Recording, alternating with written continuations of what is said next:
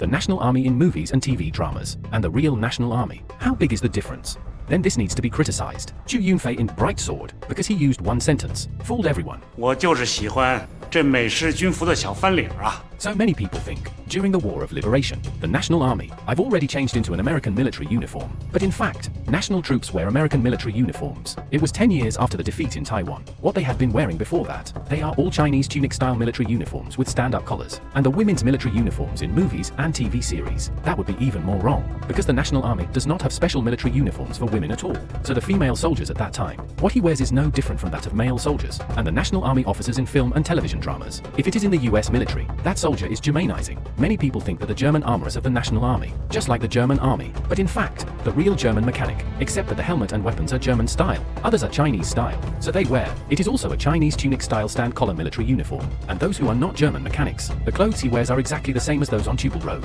They are all leggings and flat dome hats. As for why this is the case, it's because China at that time, really too poor. In addition, the Japanese army occupied the northeastern and southeastern coasts. The Kuomintang lost almost all its industrial capabilities. According to relevant statistics, in 1943, the annual output of the Kuomintang arsenal, only enough for 48 bullets per person per year, less than 1 grenade per person. This was the case during the War of Liberation. Slightly better, but it can only produce more, just like mortars and machine guns. And all the remaining equipment, they can only rely on outsourcing, but the prices are usually sky high, so the money is not wasted, not much stuff. For example, the first of the 5 main forces of the National Army, the reorganized 74th Division, known as the best division in the world. It's only been 2 days since the fight started. The ammunition in my hand is all gone. Compared with equipment logistics, National Army soldier logistics, it's even worse. There's nothing to say. The phenomenon of withholding food and wages can be seen everywhere. So that during the War of Liberation, the People's Liberation Army distinguishes the status of prisoners, just for eating, those holding shelves waiting for their meals, usually officers, came here to grab a meal. Definitely all soldiers. In terms of logistics, the 8th Route Army, it's far more difficult than the National Army. But there is one difference. As early as the Red Army period, the Communist Party emphasizes equality between officers and soldiers. The boss eats whatever the soldiers eat. How much do you spend on food every day?